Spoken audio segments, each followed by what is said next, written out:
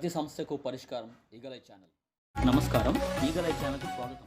రెల్లి వాటి 13 ఉపకులాలైన రెల్లి, శబరి, సచ్చడి, హడ్డి, పైడి, గాసి, గొడగలి, బౌరి, దండాసి, తోటి, మెహతర, పాకి, పమిడి కులాల భావితరాల అభ్యున్నతి దృష్ట్యా ఎస్సీ వర్గీకరణ నిమిత్తం ప్రభుత్వం నియమించిన ఏకసభ్య కమిషన్ ద్వారా 5% రిజర్వేషన్ను సాధించే ప్రణాళికతో రాష్ట్ర రెల్లి గ్రూపు కులాల సంక్షేమ సంఘం ఆధ్వర్యంలో రాష్ట్ర గాసికుల అధ్యక్షుడు పడాల కనకరాజు అధ్యక్షతన రాజా మెంతివీధిలో జరిగిన సమావేశంలో ముఖ్య అతిథిగా విచ్చేసిన రాష్ట్ర రెల్లి గ్రూపు ఉపకులాల అధ్యక్షులు గండి విజయకుమార్, గౌరవ అతిథులుగా విచ్చేసిన విశాఖపట్నం జిల్లా అధ్యక్షులు సురుపల్లి మోహన్ కుమార్, విజయనగరం జిల్లా అధ్యక్షులు సోము మురళీమోహన్, శ్రీకాకుళం జిల్లా అధ్యక్షులు గొల్లపల్లి మోహన్ రావు, రాష్ట్ర కుల సంఘ నాయకులు సెక్రటరీ మజ్జి బాబ్జీ, విశిష్ట అతిథులుగా డాక్టర్ అడపా మోహన్ రాజు, రాష్ట్ర పైడికుల అధ్యక్షులు కోట సుందర సుదర్శన్, రాష్ట్ర గొడగలి కుల అధ్యక్షులు బొత్స పైడిరాజు, విశాఖ రెల్లికుల అధ్యక్షులు వడ్డాది గోవిందరాజు, సిరిపురపు ప్రసాదు, మాజీ corporator Bangaru Eswararao, steel plant manager Vaddadi Sivaprakash, రెల్లికుల నాయకులు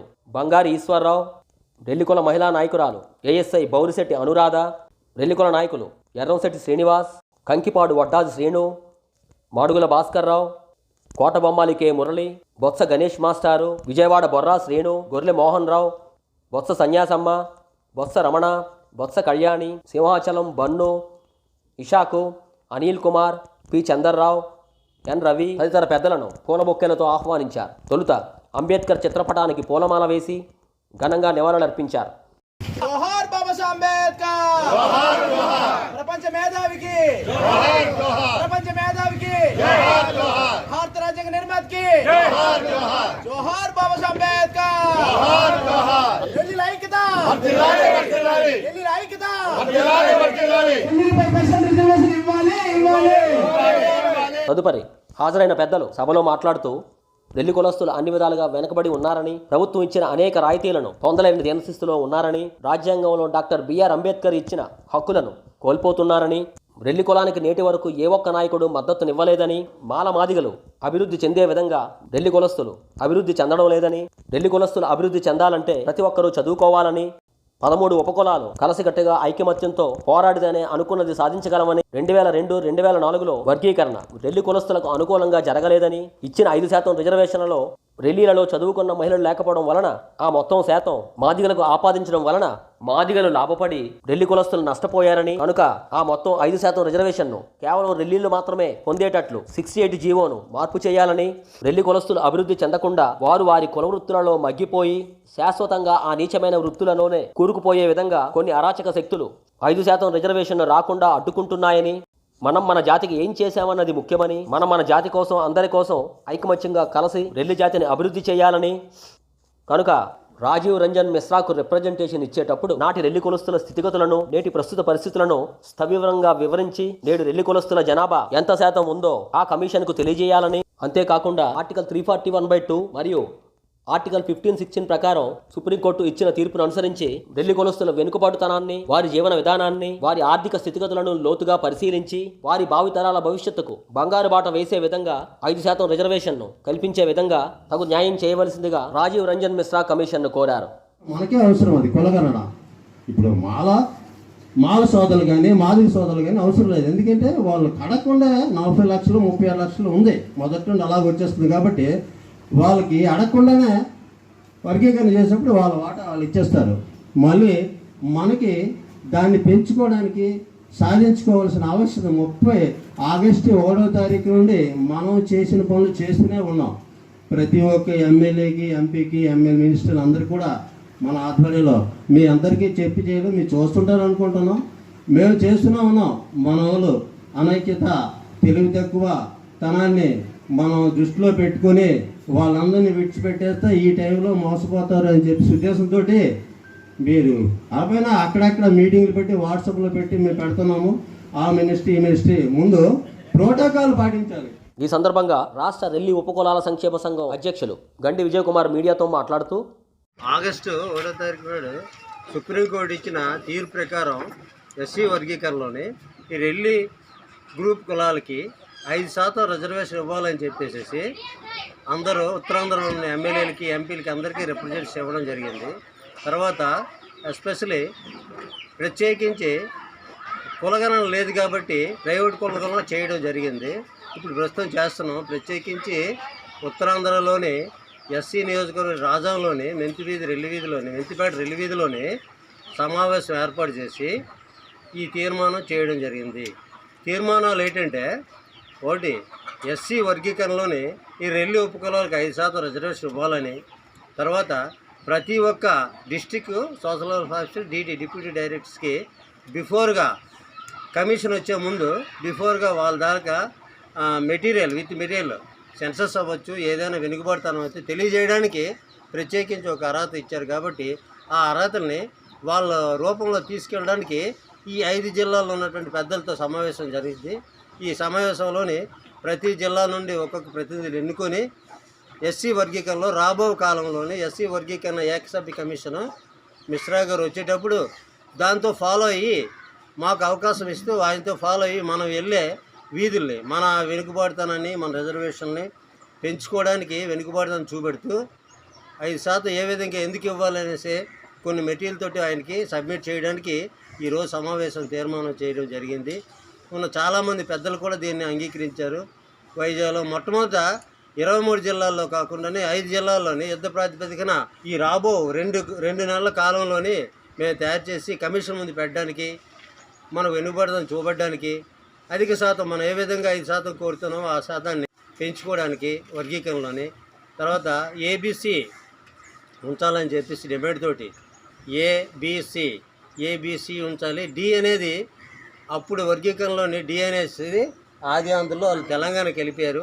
తర్వాత ఎక్కువ మంది మన రాష్ట్రం నుండి, రాష్ట్రం విడిపోయిన తర్వాత తెలంగాణకి మాది కులస్తులు వెళ్ళిపోయారు. కాబట్టి మాదిగా రెల్లి సమానంగా ఉన్న మా మీద మాల కులస్తులు ఒక 5-6 లక్షలు ఎక్స్ట్రా ఉన్నారు. కాబట్టి ఈ పాపులేషన్ ప్రాప్తికి మాకు 5% రిజర్వేషన్ కావాలని చెప్పేసి మేము మొట్టమొదటిసారిగా రాజాంలోని ఈ కులస్తులందరూ కలిసి సమావేశం ఏర్పెట్టి తీర్మానం చేయడం జరిగింది. ఇంకేమన్నా చేయాలని చెప్పేసి కొన్ని పాంప్లెట్స్ రెడీ చేసామండి. యాబ్స్ట్రాక్ట్ని కులగన్న ఫారాలు కూడా రెడీ చేసాము. ప్రతి వాడవాడలా వీధిలా ఇవ్వడం జరిగింది. దాంతోపాటు ప్రతి చోట ఈ 5 జిల్లాల్లో కలిపి ప్రతి చోట ఒకే పిటిషన్ ఇవ్వాలని చెప్పి పిటిషన్ కూడా ఒక దరఖాస్తు కూడా నమూనా రిలీజ్ చేయడం జరిగింది పెద్దల సమక్షంలోనే.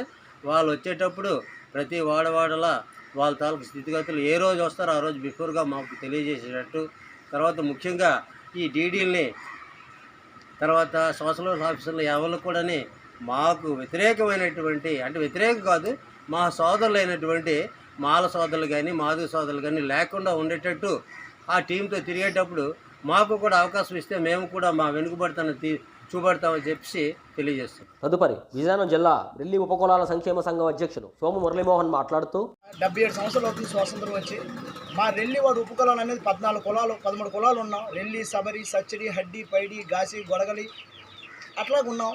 సో మా యొక్క వృత్తులు అనేది ఏంటంటే రిక్షాలు వేయడం, ఆటోలు వేయడం, రోడ్లు తోడడం, కాలువలో చెత్తలు తీయడం, తోపుడు బండ్ల మీద కాయగూరలు అమ్మడం, అడవుల్లో ఉన్న కొండల మీద ఉన్న చెట్ల మీద ఉన్న పళ్ళు కాయలు తీసుకొని వచ్చి నడి రోడ్డు మీద తెల్లవారుజాము నుండి రాత్రి 10-11 వరకు ఎండనక వాననక దుమ్ము ధూళిలోని కేకలేసుకుంటూ ఆ పళ్ళు కాయలు అమ్ముకుంటాము. ఆ అమ్మిన డబ్బులతోని ఇంటి పోషణ పిల్లలకి చదివించుకుంటామండి. అయితే కరోనా టైంలో కూడా దేశమంతా రోడ్డు ఎక్కడానికి ప్రజలు భయపడితే మా రెల్లివాడు ఉపకులాలు మాత్రం రోడ్డు ఎక్కి రోడ్లు తుడిచి ఆ రోడ్లో కాలువలు తీసి ఆ పళ్ళుకాయలు కరోనా పేషెంట్ల దగ్గరికి వెళ్ళి వాళ్ళ యొక్క హెల్తీగా ఉండాలనే ప్రాణాలు కాపాడనే ఉద్దేశం మీద ఈరోజు దేశమంతా క్లీన్ అండ్ గ్రీన్గా ఉన్నారంటే రెల్లివాడు ఉపకులాలని చెప్పుకోవాలి. అయితే గతంలోని రామచంద్ర కమిషన్, ఉసామేర కమిషన్ వచ్చినప్పుడు మా యొక్క రెల్లివాడు ఉపకులాల జనాభా అనేది అంచనా మీద తప్పుడు లెక్కలు 1-2 లక్షలు ప్రభుత్వానికి ఇవ్వడం వల్ల డాక్టర్ బిఆర్ అంబేద్కర్ రాసిన రాజ్యాంగంలో రిజర్వేషన్ ఫలాలు విద్య, వైద్య, ఉపాధి కోల్పోయాము.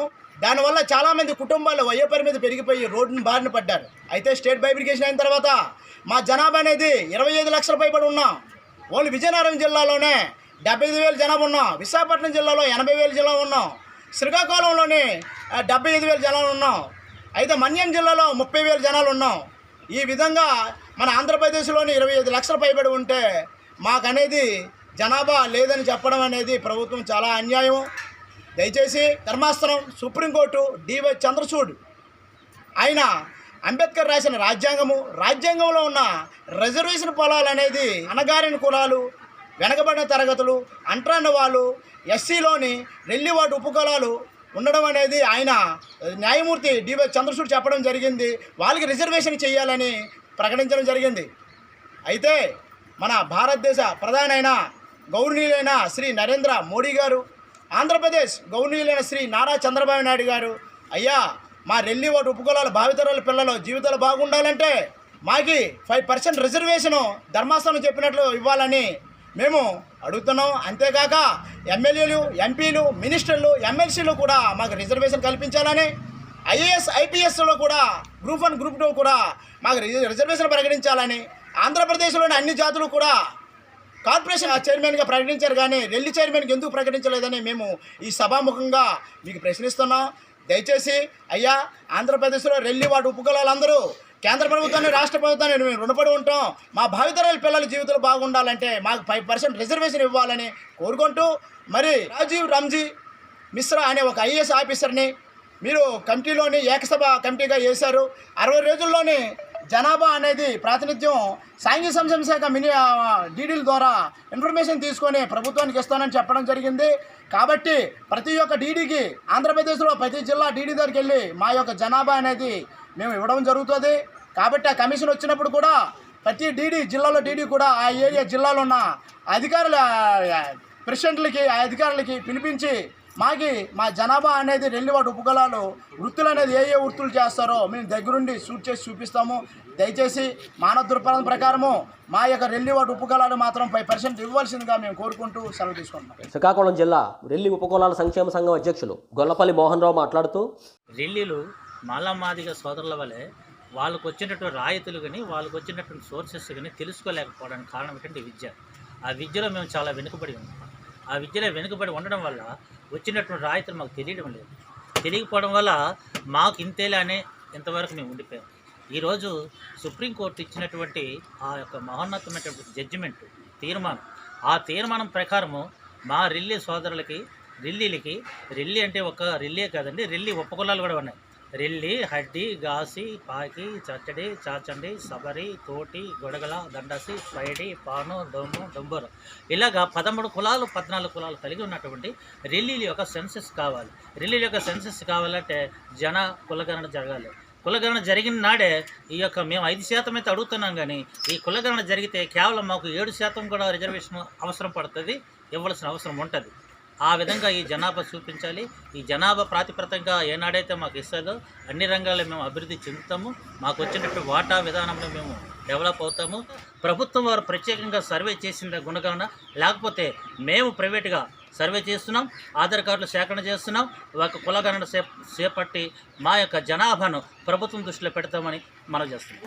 అనంతరం విశాఖపట్నం జిల్లా రెల్లి ఉపకులాల సంక్షేమ సంఘం అధ్యక్షులు సురిపల్లి మోహన్ కుమార్ మాట్లాడుతూ, ఇంకో విషయం పెద్దగా చెప్పాలంటే మాలమాదిగ సోదరులు ఒక సర్వేకి వచ్చినా దేనికి వచ్చినా సరే ఈ జాతి ఏంటంటే ఎస్సీ మాల అంటారు, వాళ్ళు సర్వేకి వెళ్తారు. ఎస్సీ మాదిగా అంటారు, వాళ్ళు సర్వేకి వెళ్తారు. మన దగ్గరికి వచ్చేటప్పటికి ఎస్సీ అంటారు, వాళ్ళు ఒకవేళ సబ్ క్యాస్ట్ అడగకపోయినా ఒకవేళ మనం చెప్పాలనుకున్నా మీ సబ్ క్యాస్ట్ ఏంటంటే ఏదో క్రిస్టియన్ అంటాము, లేకపోతే హిందూ అంటాం, ఏదో అంటాం తప్ప ఎస్సీ రెల్లి అని చెప్పకే మనం చాలా మటుకు వెనకైపోతున్నాం. కాబట్టి రేపు వచ్చే ఏ కమిషన్ వారైనా ఎవరికైనా ఎవరింటికైనా సరే చిన్నలు, పిల్లలు, పెద్దలు అందరికీ చెప్పేది ఏంటంటే మా యొక్క విన్నపం ఏంటంటే ప్రతి ఒక్కరూ SC Relli, SC Gasi, SC Godagali, Bavuri, Sabari చెప్పమని నా యొక్క విన్నపములు. అనంతరం రాజీవ్ రంజన్ మిశ్రా కమిషన్కు సమర్పించేందుకు తమ రెల్లి ఉపకులాల సంక్షేమ సంఘం చేసిన రెల్లి ఉపకులాల జనాభా సర్వే మరియు తదితర వివరాల పత్రాలను స్టీల్ ప్లాంట్ మేనేజర్ వడ్డాది శివప్రకాశరావు చేతుల మీదుగా ఆవిష్కరించారు. కమిషన్ వచ్చేటప్పుడు కమిషన్ గారి కోసం సాంఘిక సంక్షేమ డిపార్ట్మెంట్కి సబ్మిట్ చేయడం ఉదాహరణ పత్రాలు మాత్రమే. దీన్ని పరిగణలో తీసుకుని తర్వాత మేము ఇచ్చే మెటీరియల్ కూడా మీరు పరిగణలో తీసుకుని రేపు పొద్దున కమిషన్ ఇచ్చేటప్పుడు మాకు ముందుగా ఉంచి మాకు ఏ వీధి తీసుకెళ్తానో ఆ వీధికి మనకు పర్మిషన్ ఇచ్చేటట్టు కమిషన్ డిస్ట్రిక్ట్ సోషల్ ఆఫీసుల్లో ఉత్తరాంధ్రలోని విజయనగరం, విశాఖపట్నం, మన్యం జిల్లా, ఆ తర్వాత అనకాపల్లి 5 జిల్లాల్లో కూడా ఈ పిటిషన్ ఫార్వర్డ్ అవుతుంది. కాబట్టి జిల్లా వైజ్ కానీ జోనల్ వైజ్ కానీ యూనిట్ ప్రకారం వర్గీకరించినా సరే స్టేట్ వైడ్ కూడా మాకు 5% కావాలని చెప్పేసి ఈ పిటిషన్లో దరఖాస్తు పెడుతూ కమిషన్ ముందు ఇవ్వడానికి పెద్దలందరూ వైజాగ్, విజయనగరం, శ్రీకాకుళం, విశాఖపట్నం, విజయవాడ, రాజమండ్రి పెద్దలందరూ ఏకగ్రీవంగా ఆమోదించి తీర్పు చేసినట్టు ఈ రిలీజ్ చేస్తున్నటువంటి మన స్టీల్ ప్లాంట్ మేనేజర్ గారు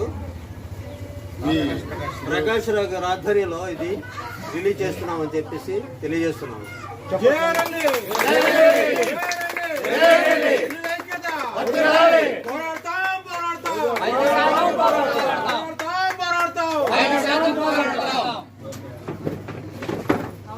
పైడి కొడగలి హద్ది కులాల ఐక్యత, పైడి కొడగలి హద్ది ఐక్యత, పైడి కొడగలి హద్ది కులాల ఐక్యత.